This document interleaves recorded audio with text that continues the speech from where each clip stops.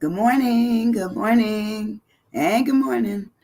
Okay, it's raining outside, but it's much needed rain. It's been pretty dry around here, so we weren't in the portion of Florida that got all of the Helene stuff, but we're definitely looking at a rainy day all day. But it's supposed to be a nice weekend. I don't even care. I just wanted it to water the flowers that I got tired of watering. But good morning, good morning. Hope you've had a nice couple of days. I have. I'm going to start up this morning to tell you that I found something that I like. That I actually gave up sugar again.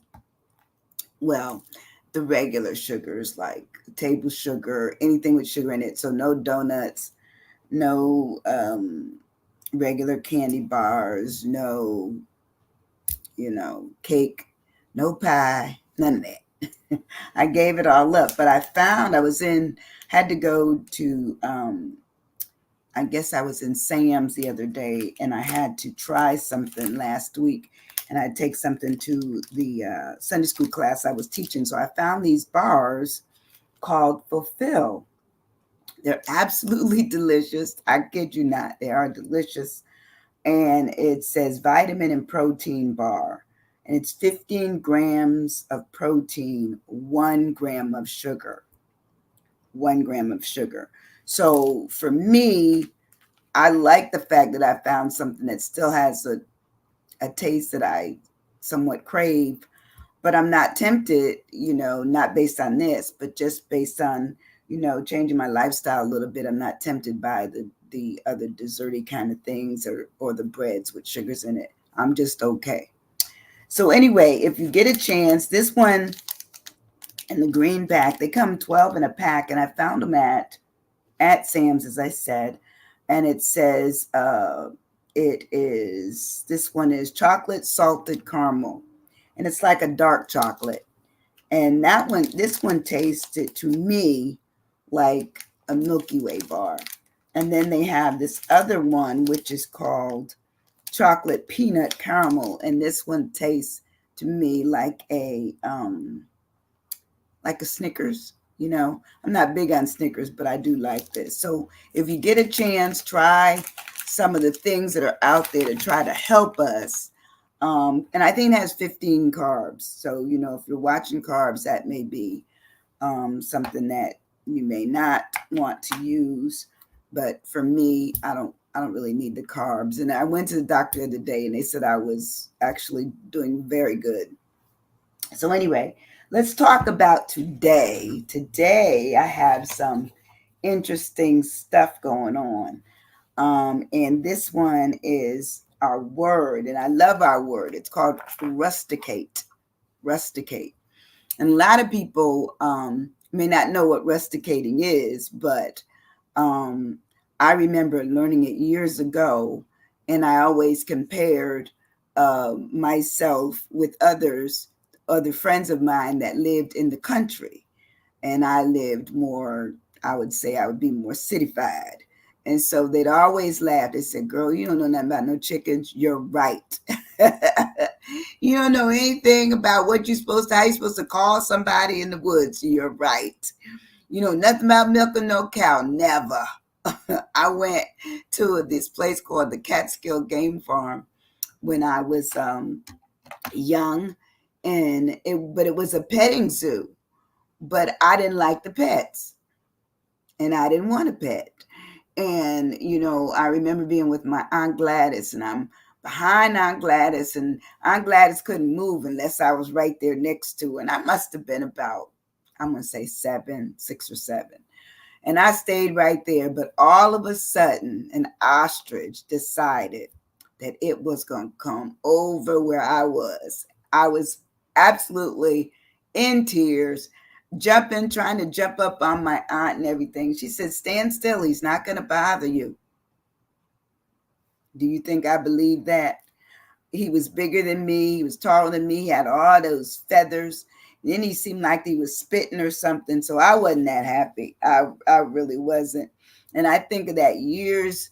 now I have a friend at our church who does chickens really well and dogs, and she talks to the birds. She just loves all that. So I always send her stuff where the chicken is calling somebody's name. And I told her that her chicken was calling her.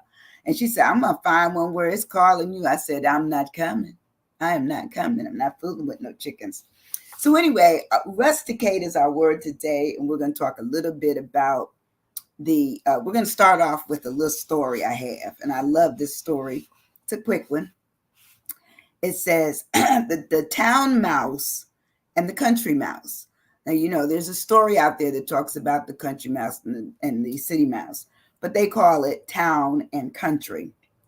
So anyway, and let me see if I wrote down who the story is by, because I did take it offline. It's actually an Aesop's tale. But anyway, here goes. It says, a town mouse once visited a relative who lived in the country. For lunch, the country mouse served wheat stalks, roots, acorns with a dash of cold water for drink.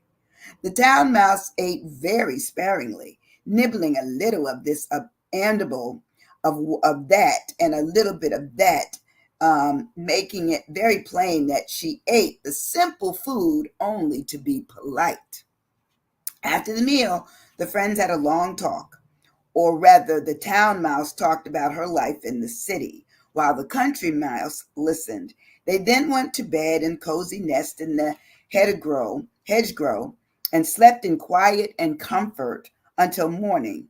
In her sleep, the country mouse dreamed that she was a town mouse with all luxuries and delights of the city life that her and her friend described for her. So the next day, when the town mouse asked the country mouse to go home with her to the city, she gladly said yes. When they reached the mansion in which the town mouse lived, they found on the table, the dining room, the leavings of a very fine banquet. There were sweetmeats and jellies and pastries and delicious cheeses, indeed the most tempting foods that a mouse can imagine. But just as the country mouse was about to nibble a dainty bit of pastry, she heard the cat meow loudly and scratched at the door. In great fear, the mice scurried to the hiding place, where they laid quite still for a long time, hardly daring to breathe. When at last they ventured back to the feast, the door opened suddenly, and in came the servants to clear the table, followed by the house dog. The country mouse stopped in the town's mouse's den only long enough to pick up her carpet bag and her umbrella. And it says, in quotes, you may have luxuries and dainties that I have not, she said as she hurried away. But I prefer my plain food and simple life in the country, with peace and security to go with it. Poverty with security is better than plenty in the midst of fear and uncertainty. So I venture to say, are you a country mouse or are you a city mouse? Well, I'll be honest with you. I am a city mouse, period. City all the way. I'm going to tell you that right now. There's nothing about the country I enjoy except riding and looking at it as we're traveling through it. Love I'm a great sightseer. Love it. Love to stop long enough to take pictures. I love, when I go home to New York, I always drive up to Vermont, and I always love to stop and at the produce stands and get the ice cream and the apple cider donuts and the fresh cider from the tap. Love all of that. But that's about it. Okay. No hayride. I'm allergic to the hay. Thank you, but no thank you. So for me, living a life in the city, I was raised more in the cityfied than on the countryside. Hey, Debbie could probably do. Debbie, are you city or country? I am definitely a city person. Don't have me out in the country with cows and pigs and dogs. In fact, a pig, one time we went someplace with my daughter, and the pig sat on you are country. Okay. And the pig sat on my feet. Okay. And I was just looking at everybody. I said, y'all see this pig on my foot? They laughed at me and said, you need to go on back to the city. And guess what? I did. They didn't have to ask me twice. Oh, I did. I hear the ice cream. Yes, yes, yes. Me too. I love all of that. I love all of that. So today our word is rusticate. And rusticate is when someone has chosen to live more of a more country lifestyle. Okay. So for me, no, no thanks. No thanks. So I found some things that it talks about rusticate. It says to go into or reside in the country is what someone rusticating will do. And it says it is to stay, sojourn in the country, to basically be more domicile. That's where they're going to build their homes. They can live out there with the silos and the huge fields and the grass and the horses and all of that, and absolutely love it. Not Sandy. Okay. And it says really rusticate means to basically decide that you have decided to stay over there. But it also has other meanings. It also says to rusticate, it says when you've had rustic, kind of like a country style to yourself, maybe even rustic in your house. You know, have you ever been to someone's house and it's all country living? You know, it may be gingham, you know, tablecloths and curtains. It may be, you know, the table with the barrel chairs. It's giving you that country vibe. Okay. And it says also with rustication, it says it's also to finish, as in to suggest rustication, wall surfaces, rusty, you know, where they feel kind of maybe pebbly or more not smooth, you know, that's all of it. And it's also the Brits in schools, when they release students from school, as in terminate them, they call it rusticate, that they rusticate them from the university. It's seen as a form of punishment. Good morning, Joan. Rusticate is our word. Are you a country? You got it right. Are you a country mouse or are you a city mouse, or a country dweller or a city dweller? For me, I want the city. I want the city, you know. Now, I don't have to be in the heart of everything, but I don't want to be, you know, 15, 20 miles from the wilderness getting into the city. That's not me. Mm-mm. I have a friend here who lives out on maybe, I don't know, 5, 8 acres. And every time I go out there, I say it's absolutely beautiful. But when I travel out there, it feels like I need to stop and get lunch on the way, or I need to eat before I leave home, because it just seems like it's a long trip to me. I must say that I am both. Okay, so you like both. Okay. All right. Now I don't like both. I'm definitely the city. So you like both. I'm definitely city, and Deb is the country. All right. So anyway, when we really look at the word rusticate, it means that someone has ejected themselves from the activity of maybe city life. They've eliminated themselves from that equation. They've somewhat excluded that activity. They've become more isolated. You know, I can't imagine being, you know, 15, 20 miles out from the city, and there's a fire or I need medical attention and someone has to come, you know, 12 miles, 15 miles to pick me up. And I still got to take that 12 miles, 15 miles to pick me up, or maybe they can't get there fast enough for the burning of the house. So those kind of things would be my concern of living in the country. So anyway, the also the fact that it's something that you regulate for yourself. Nobody else can regulate where you live, but what you do.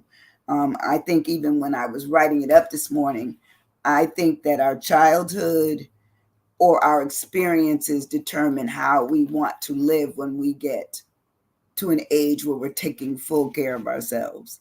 I just remember, you know, growing up, and in New York where I lived, the houses, you know, they might have been big houses, but inside the rooms were small. And we shared bathrooms between floors. Yes, I said that. We shared bathrooms between the flats. So there was a flat on the second and the third. So the one we lived in, my sister was the only one that had the actual bathroom in her house. The rest of us, well, of which there were two other flights, two other flats, we ended up sharing a bathroom between the third floor and the second floor. And I always thought that was weird. Okay. But as I got older, I realized that that's how some New York houses were put together.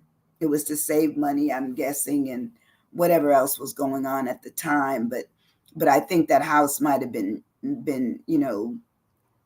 constructed in the 40s or the 30s. I'm going to say it had to be before the 40s because my mother and father moved from the South in the 40s, and I wasn't even around. But I'm presuming that that's how all of that. Well, we don't need to have a bathroom in every house. We'll put the bathroom in the middle of the section. So the top floor came down, and we came out our door and went into the bathroom, which was still crazy, but that was life in the city. But also, good morning, happy Friday to you, Erica. You had to write in there, are you a city mouse or a country mouse? And today's word is rusticate. So anyway, getting back to the way I lived, it's like we could, even though the house might have looked like it was big, it was just full of a lot of dead space, where it's just misused or you couldn't use it for much.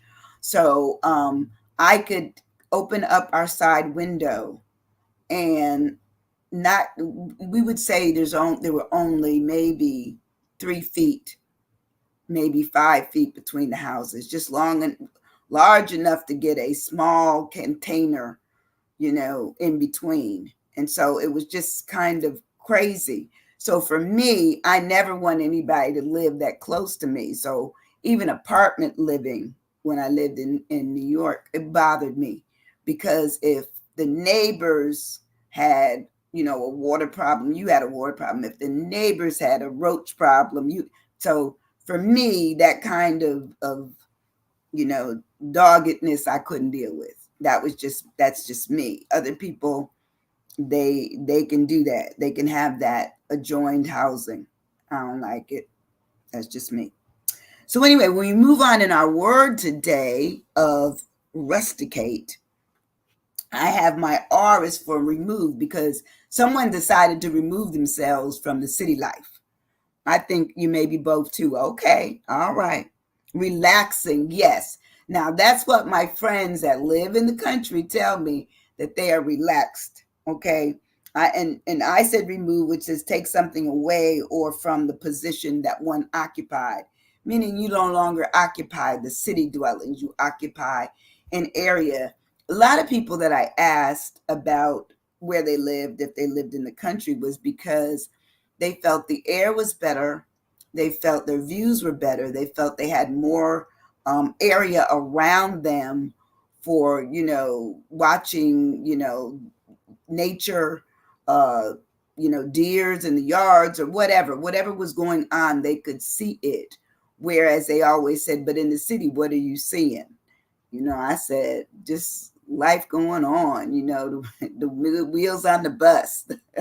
I just liked it. I still like it, still love it. When I go home and I go into the city, I'm crazy. I just, my blood pressure raises. All of a sudden, I'm back into it again, walking fast, not looking necessarily at anybody, buying something off the street, all that kind of stuff, but it's a fast paced life. It really is. And when I went home last year, some of the same thing I remember from being in the city once my husband and I lived there for a while. All I could think of is, this is crazy. It's up here now. Some of this stuff, where you go to to pay your gas and you can't go inside. You pay your gas through a little window and somebody talking like a wonk wonk wonk. That's what you get. But life has changed, because the things that have increased in those areas. Where I grew up, it wasn't like that. It wasn't like that, but it certainly made its way up there. So when we remove ourselves, we've detached ourselves, we've unfastened, we've separated, we've pulled ourselves apart, we've gotten out, we've withdrawn for whatever the reason. We extracted ourselves, and we eliminated whatever we were dealing with. We were done with that, period. We were done with it. When we move on in our word of rusticate, my U is for unchained. I find that people who are really city people, they stay in the city. The people that are really, really, really country people, they may go to the city to get whatever they need, but they're going back to the country, plain and simple.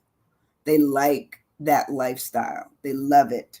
So unchained means to be free, as in removing anything that has you tied up to it.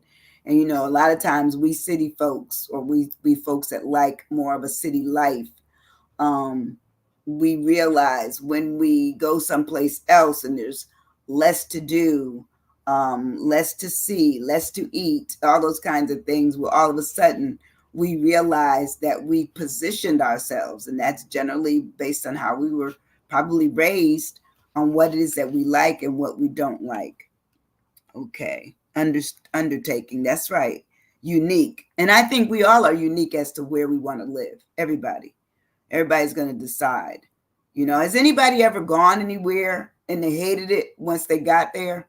I know we as military people probably have experienced we've experienced that. When I first got to Italy, oh my God, there were flies everywhere, and you know, and I was like, you can't eat this food. But after a while, it seemed like I was able to adjust, because I knew what to do to ward off flies, and so it worked. And then I learned the tricks that they did in terms of inside the home, of what these big things are called persionas, but they're like blinds, but they're wooden, and you only open them to a little bit, to where just tiny holes go, and they would go through the hole. I didn't know that when I first got there. So I was inundated. Good morning, David. How are you? Good to see you in the space. Are you one who likes the city, or are you like one who likes the country? Write it down, and everybody coming in needs to write that down. So anyway, to unchain says you eliminate, you free yourself, you unencumber, you absolve, you unlock, you unloosen, you disengage, meaning I'm not dealing with that. Now I can disengage in the country, because I can go there and rest. But when my resting is over, it's time to go. I'm done. You know, and I happened to be a campfire girl for years. I don't know how I made it through, because only thing I loved to do was the Bunsen burner, where you take a can and cut it on the sides and fold it up.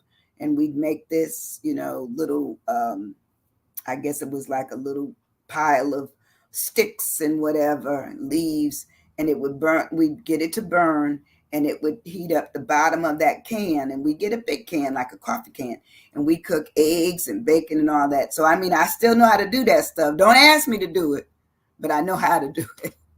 But anyway, that's what we used to do, just to make sure that we knew something about living more, rustic, more rustic than what we were used to. When we move on in our word, my S of rusticate is for separate. Unwind. Oh, that's a good word. Because and I'm not going to lie. When I've gone into the country, you like the country, David? Wow. When I've gone into the country, I can say that I rest, because there's nothing to do. I can only look at so many birds, watch so much of the corn grow, okay, watch the deer in the yard, all of that. It's beautiful. No, take nothing from it. But to stay in it, no. No, sanctuary, that's a good word. That's a great word, because for some people, their home is their sanctuary. So if their sanctuary happens to be a place that they get great joy on, just looking out the windows or going out into the snow, or now what I did love when I lived in New York was we would have the toboggans. We would get on a sled or toboggan, and I never could ice skate. My ankles were too weak. Now I couldn't do it if you asked me. If you told me you're gonna give me $1 million, I probably would try though. Okay, give me the money. Give me the money. Silence, solitude, yes. Serenity, oh yes. Sanctuary, all those great, great, great, great, great words. I said I'd separate myself because it says when you separate, it causes calmness and you're untroubled by mental or emotional disquiet. Meaning all of a sudden you find that peace that, let's face it, if you've ever been to the city, you've ever been to New York City, you ever been to Las Vegas, those cities never shut down. So there's noise all the time. So when you decide to separate from that and you go and you drive 5 miles out the city, maybe 3, all of a sudden, serene, scenery, civilness, all of those things, just all of a sudden, it comes to you. So when we move as separate, it says that we also decide that we're going to split, move apart from, sunder. It says also we break up with whatever we were in love with and we find new love and we divide ourselves. Some people have condos in a less crowded area and then they have city life for their maybe Monday through Friday. But then on the weekend, they're gone. They're going to go to the quiet place. When I first moved to this area, I loved Destin. And I always wanted something in Destin. But of course, young, didn't have any money. And even when you get older and you may have $5, guess what? The price has gone up, so you can't afford it. So this area now has gotten to the point where we're starting to show ourselves as being extremely expensive. That one time it wasn't. You could find a decent place here for a reasonable amount of money. All that's changed.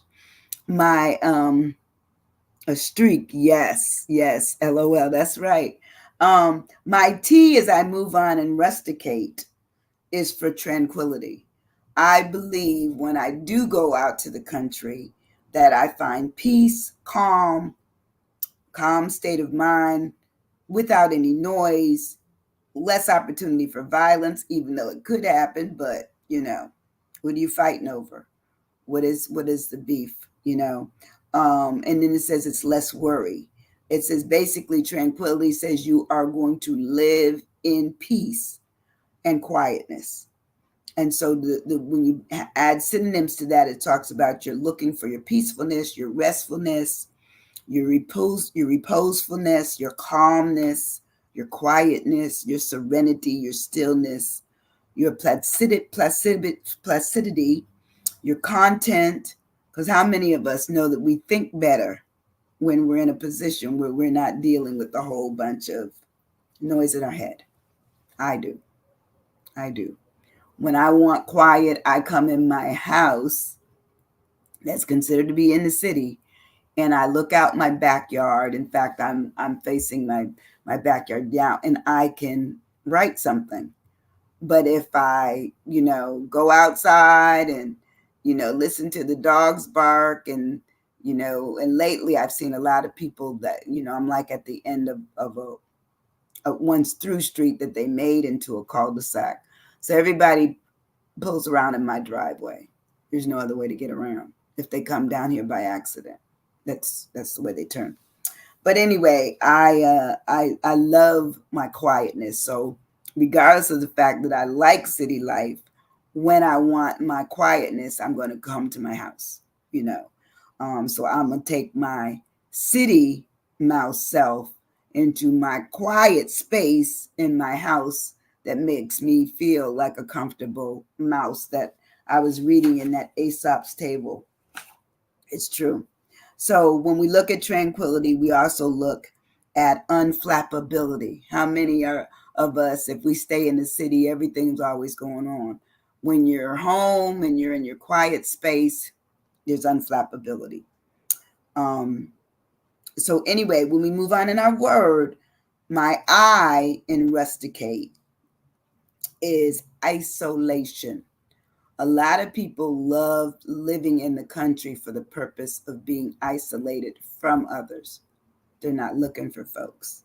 They love it where it's just them. It's just them. Can't say nothing about it. That's the way they like it. So it talks about the process or the fact of isolating or being isolated, separating oneself from others, staying apart. And it's a seclusive kind of thing where you realize you're going to be in seclusion or protection. Some people feel that being alone in that environment is safer than being in a city environment where more people have opportunity to, do you in, do harm. And there's probably a lot of truth to that, really and truthfully. Independent. Oh, I love it. Intriguing. Yeah. Yes, I believe in all of those things. That when we look at our lives, we want to be unique in our selection as to where we live. We live where we live. We love what we love, and where we're comfortable, that's where we are comfortable. So isolation also talks about um, realizing that you're alone and you like it. You're enjoying the solitude and the friendlessness. Did I say that?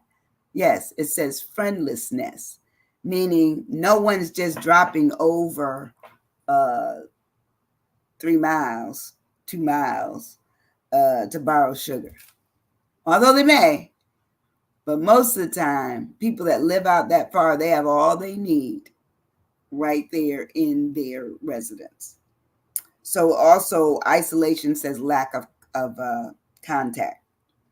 Now, I can tell you when I was working on my doctorate, I isolated myself from everything. You would have thought that I had no life at all because I didn't answer phone calls. I didn't go anywhere. I stayed home because the problem I was working on needed to be dealt with in order for me to finish. But that was me. Other people, they may do it totally different, but that's the way I did it. So my C, as we move further on in our word, thank you for independence and the other word. My C is for calmness. When I think about rusticating or rustication, there's calmness to that. You know, um, it says rest. When you think of something that's rusty, what it has it been doing? Sitting around a while, meaning that it's oxidized or whatever they call that when the rust forms. And yeah, it's been rained on and everything, but still, it's still there. And that's what we do when we decide that we're going to live a life that's different from city life and we're going to a country life. We're going to allow, the leaves to fall on us or the snow or, not worry about the fact that we didn't see, our family or our friends for 3-4 months. I can't do that. That's just me. So calmness talks about, let me see what I got. Calming, crops. Okay. Absolutely. Cattle. That's absolutely.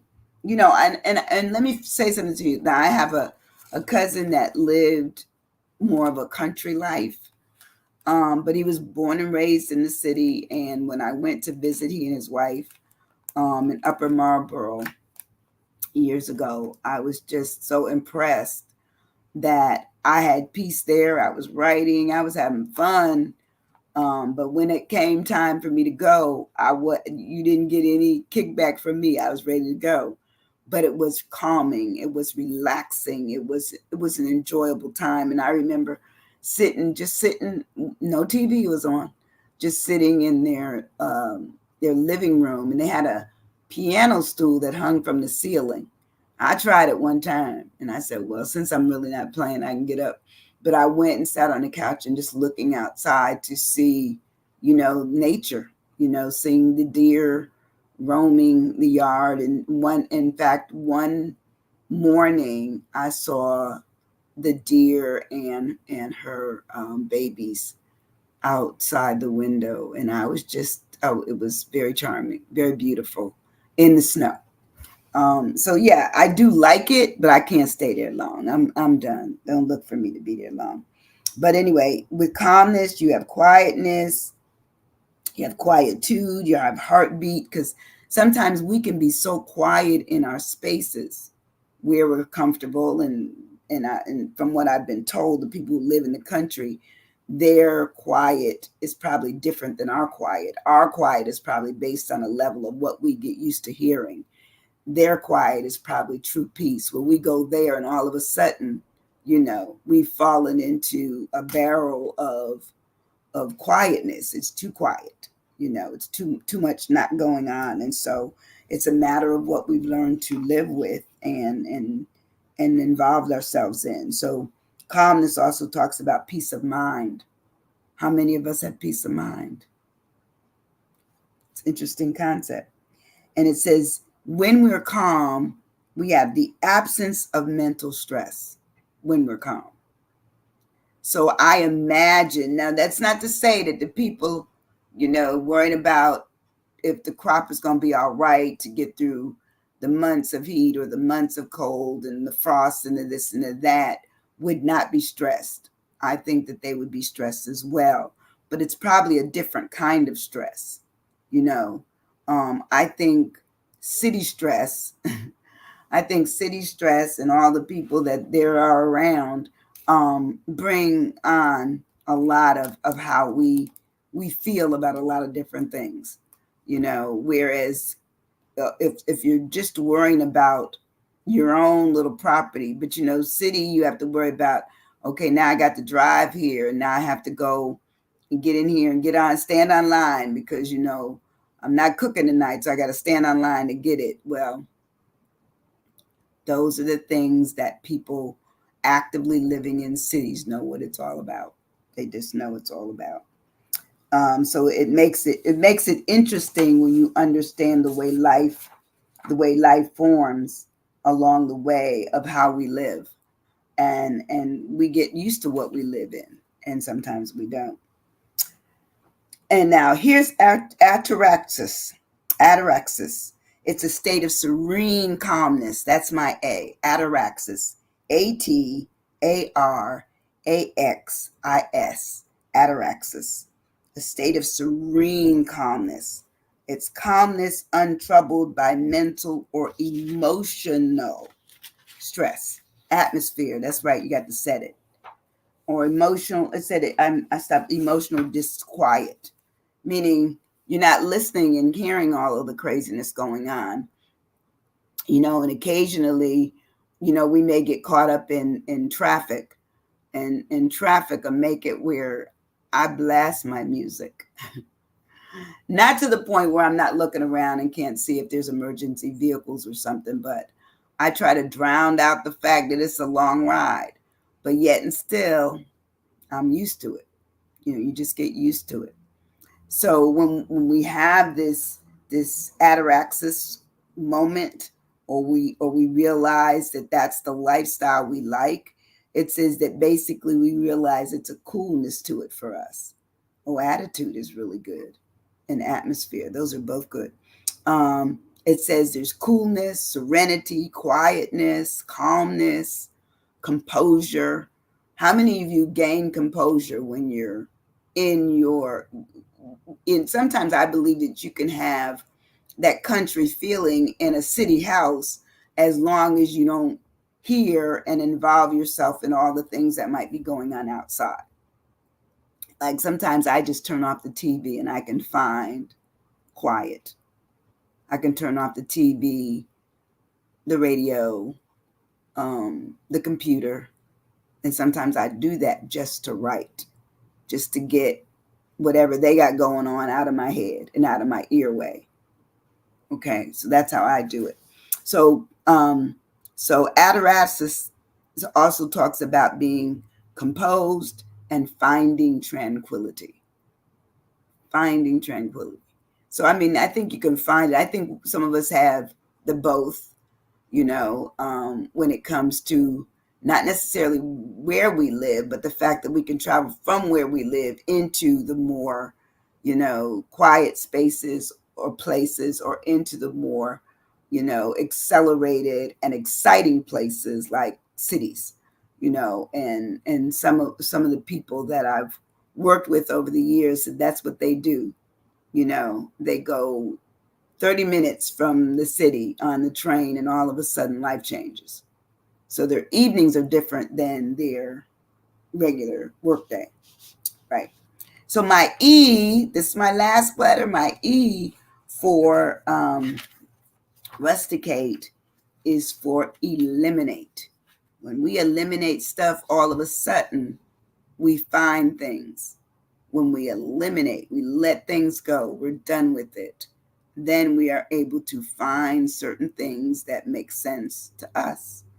And so eliminate talks about, therapeutic. Oh, I missed that one. Therapeutic is great. Um, Eliminate says completely remove or get rid of something. Okay. And sometimes when we move, we're getting rid of something, you know, either the things that we're not taking with us or what we're running to or going to, moving to. We're going to find something, but we've eliminated what we left behind. The noise, the people, you know, the constant, hustle bustle. Most people that I've talked to that love the country life, like the slower pace. They enjoy every moment, and even if they have bad moments, it's still more enjoyable for them if they're in an environment that they are much more tolerating of and loving and caring about. Then it would make sense to them. But for me, I will go to the country. I'm coming. I'm just not staying. That's just me. So eliminate says to remove, abolish, to put an end to stop, to basically banish, and to eradicate. Do you know that as your own personal attendant on where you go and stay, you know what is best for you? And for me, I'm the city mouse. I am the city mouse with an occasional visit to the country mouse's house. I love it. I love this little Aesop table. I loved it earlier. But listen, you guys better have a wonderful weekend. Decide if you're going to spend all weekend in the country or you're going to do a city thing all weekend. I am definitely going to do environment. That's good, Joan. Very, very good. I am definitely going to do I'm going to do me. I got some city things I got to get done tomorrow. And then already is it just me, or aren't we done the 4th today, the 5th tomorrow, and the 6th on Sunday? We're going to be Halloween and then Christmasing it soon. It's unbelievable how fast this year has gone. But listen, I love you guys. I appreciate you so much.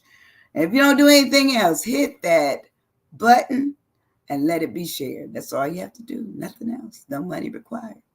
No money required. I'll come back on Monday with another word of Are You Stuck? And yes, occasionally we all get stuck. We get stuck and then we get unstuck. That's how life is. Have a wonderful, wonderful weekend. I love you guys. Thank you. See you soon. Thank you, Joan. Bye-bye. Have a good weekend, everybody.